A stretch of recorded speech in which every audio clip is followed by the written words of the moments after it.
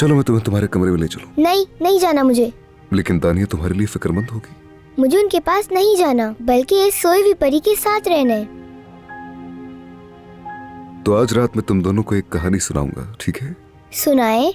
लेकिन पहले शहजादी को उसकी दवा दे दें। आप इसे दवाई क्यों दे रहे हैं? जगाने के लिए? तो उसके लिए दवाई की क्या जरूरत है? प्यार करेंगे तो उठ जाएंगी।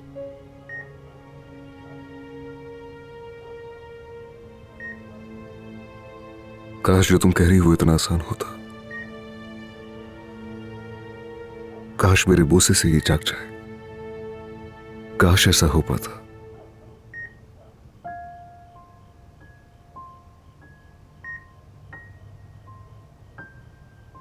सुनो मेरी जान,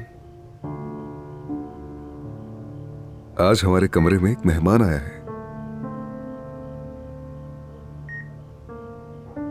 क्या तुम्हें पसंद है? तुम चाहती हो कि ये यहीं रहे?